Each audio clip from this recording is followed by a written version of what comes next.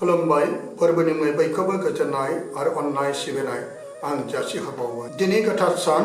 जिरायनाय सान एबा गोथार देवबार। दिनै बे गोथार देवबाराव 3 जुलाइआव जायफ्रा इसोरखौ अनग्रा, इसोरखौ दाव दाव खालामग्रा बिथांमोननिसिम आंनि नैबे JPM मिनिस्ट्रिनि मुङै लाबोनाय आरोबाव बे सावगारिखौ गाहाम खौरांनि गेजेरजों आं नोंथांमोननिसिम राननानै होनो थाखाय दिनै आङो आरोबाव नोंथांमोननिसिम फैबावबाय। जेरै अनजाग्राफोर 1969 मायथाइनिफ्राय लानानै दिनै रमान कैथलिक केलेन्डार बादियै गोथार थमासनि दिनै फिस्ट डे आरो बे गोथार सानाव आरो बे गोथार थमासनि फिस्ट डेआव आङो दिनै बे JPM मिनिस्ट्रिनिफ्राय जायफ्रा थमासनि मुङै बिथांमोनखौ आङो हेपि फिस्ट डे महरै नोंथांमोननिसिम आं बावहरो आरो हामबायहरो आरो गोबांथार जायफ्रा बे थमासनि मुंखौ लादों बिथांमोननि थाखाय बिनाय आरो बिथांमोननि थाखाय अननाय, बिथांमोननि थाखाय बे गोथार सानावनो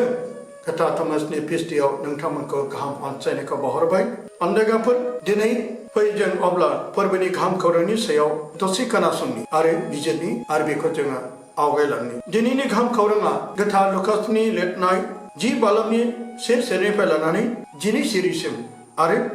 17 सेरिनिफ्राय लानानै 20 सेरिसिम। अब्ला दिनै गोथार बाइबेलाव मा लिरदों दिनैनि बाइबेल केलेन्डाराव जों बेखौ दसे फरायनि। अब्ला लुकासनि 10 बालाबनि 1निफ्राय जोङो फरायगोननि। गोजौआव लिरनाय दं 70 चेलाफोरखौ थिनहरनाय। बेफोरनि उनाव फोरबोआ गुबुन 70 चेलाफोरखौ फोरोंदों आरो बियो गाव हाबैगोन गामि आरो जायगा मानियाव बिसोरखौ सानै सानै गावनि सिगां थिनहरदों आरो बिसोरखौ होनदों बुथुमनांगौआ गोबांथार, मावग्राफ्रा एसेल', बेनिखायनो बुथुमनांगौनि बिगोमानाव बियो गावनि बुथुमनांगौआव मावग्राफोरखौ थिनहरदों होननानै। नोंसोरो थांदो,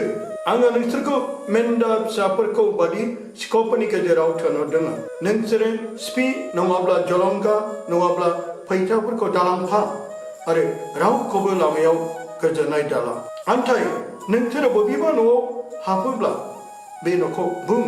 बे न'नि सायाव सान्थि जाथों आरो सान्थिनि फिसा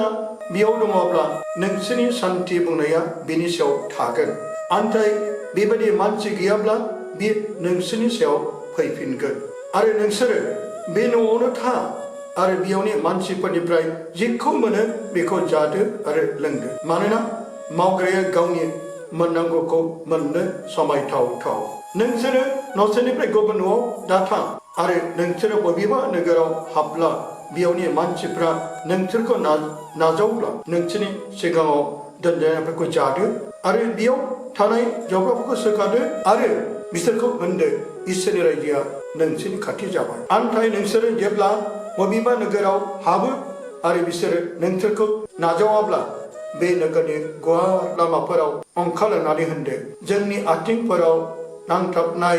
नोंसोरनि नोगोरनि हाद्रिखौबो जोङो नोंसोरनि जुनै फिस्रियो। अब्ला नोंसोरो मिथिदो इसोरनि रायजोआ खाथि जाबाय। आङो नोंसोरखौ होनो बिसानि दिनाव सदमहा बे नोगोरनिख्रुइ रेजेंसिन जाबाय। आरोबाव 17 बालाबनिफ्राय आरो 20सिम जों मोनदों 7 चेलाफोरखौ फैफिननाय। 7 चेलाफ्रा रंजा बाजा जिसुनाव थांफिननानै होनदों, अ फोरबो, भुतफ्राबो नोंनि मुङै जोंनि सिङाव गङो। अब्ला बियो बिसोरखौ होनदों, आङो सैतानखौ मोफ्लामनायनि समान नख्रानिफ्राय गोग्लैनाय नुदोंमोन। नै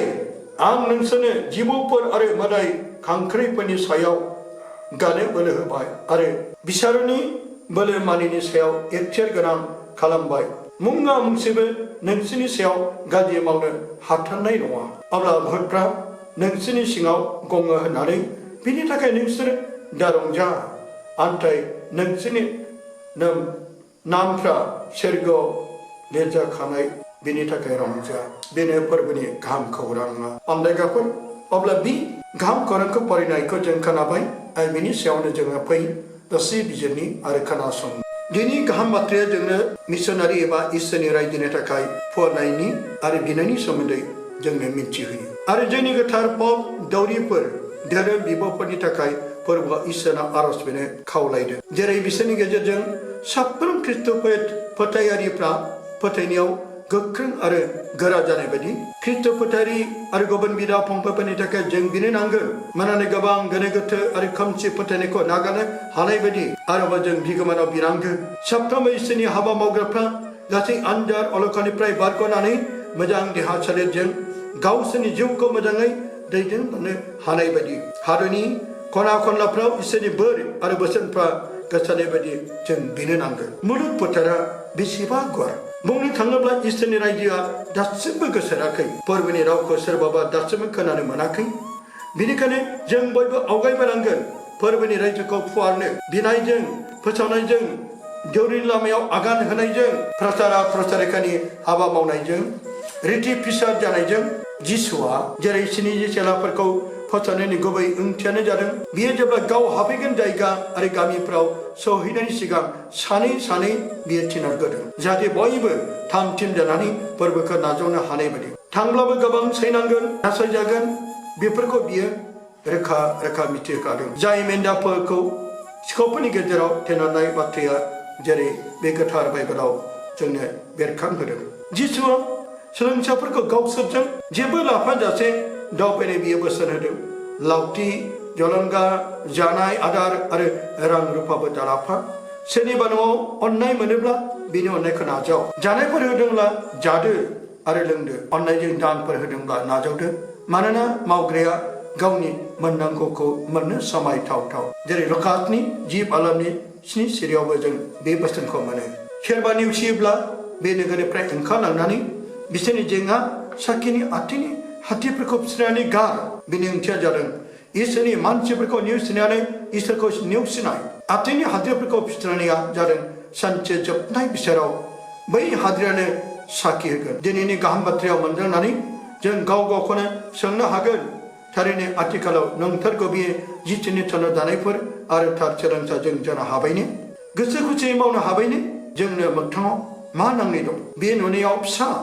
एबा गोनांथारबो जानो हागौ दिनै जिसुनाव सों बियो जोंनो गियान होगोन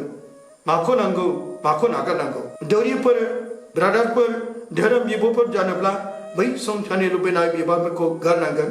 बे मोनसे गोब्राब जानो हागौ नाथाय जिसुजों गुलि गुलि थायोब्ला जोबनायाव गोरलै आरो जिउआव रेजें जागोन आरोबाव जिसुआ गावनि जिनै सोलोंसाफोरखौ सोमोनांथाव बोलोनि मोन्थाय होदों बियो बिसोरखौ भुरफोरखौ होखारनो जिबौ खांख्राइफोरखौ गादबनो सैताननि बोलोजों हाबा मावग्राफोरखौ फेजेननो एखथियार होदों नाथाय बेबायदि बोलोजों हाबा मावनायाव जों गावखौ दुगा दाजाथों दा रंजाथों खायसे गावखौनो बुंनो नागिरो आं भुरखौ होखारनो हादों आंसो जब्रा सोखानो हादों बे संसारिफोरनि गुबुनफोरनि राव फोरबोआसो सोखायो आं नङा संसारनि मानखौ नङा सोरगिनिखौ हामलाय दिनै गोथार थमासखौबो जों फोरबोनि मुङै गोसोखांनो नांगोन आरो हामबाय होनो नांगोन बे जोंनि भारत हादराव फैयामोनब्ला जों जिसुखौ दिनै मोननाय नङामोन बे भारताव फैनो गोसो गैयामोन नाथाय बियो जिसुजों नुजानानै फोरबोनि बोसोनखौ बे गावनो गनायदों थमासआ जेब्ला बाजनै एडियाव फिलिस्टिन हादरनिफ्राय भारताव नावजों गोजा लैथो आरो पार्सियान लैथोखौ बारनानै भारतनि केरेलानि कांगानाराव फैदोंमोन बिनि जोनोमा 1st सेन्चुरि एडि पान्सादा जुदानि गालिलाव जादोंमोन बियो 21 डिसेम्बरनि 70 एडियाव माद्रासनि मालापुराव बियो बुथारजादोंमोन जेलाव जोबथानाय समाव हिन्दु धोरोमनि देउरि खालि मुङा बेखौ उनथिं फैनानै जंजों बेखौ सुथारहोयो बे गिबि भारताव लैथोनिफ्राय नावजों केरेलायाव ओंखारो अब्ला गिबि हिन्दु धोरोमनि पुरहितफ्रा थमासनि सोमोनांथाव हाबाखौ नुनानै सिनिसा जिसुखौ नाजावग्रोयो मानोना थमासनि बिनायजों आखायाव लानाय दैया थरथिंसेबो हायाव गोग्लैयाखैमोन गासैबो दैया सोरगोआव उरायलांदों बिसोर सिनिसानि मुङा खुदुम गालुर नैथियाव फालियुर थामथियाव पाराबुर ब्रैथियाव कका मांगलम आरो बाथियाव निरामाम आरो दथियाव नीलाकाल आरो स्निथि कुइलन थमासआ जिसुनि थैनायनिफ्राय सिखांफिननायखौ फोथायनो गोब्राब मोनदोंमोन नाथाय थमासनि बे सिनायथि एबा फोरमान बिनाया बाख्नायथाव नाथाय बियो अख्रासिन बे अख्राब्लाबो फोरमान नायग्राब्लाबो जिसुनि गारायखौ नुनानै गुग्रुबनानै जोबनायाव बियो बुंदोंमोन आंनि फोरबो आंनि इसोर आरो बे होननानै खुलुमनानै बे जिउआव गोगोम फोथायफिनदों गासै सोलोंग्राफोरनि गेजेराव थमासआ जिसुजों थांफानो थैनोबो गियाखैमोन जेरै जहाननि 10 बालामनि 16 जों फरायब्ला मोनो सुखुजों थांदिनि जोङो बेजों थैफानो हानाय बायदि मानोना ख्रिस्ट'नि दुखु सैनाय आरो थैनायनि मिथिसै बाथ्राखौ बियो मोनदांनो हादोंमोन। अब्ला दिनैनि बोसोनथिया जोंनो बेखौ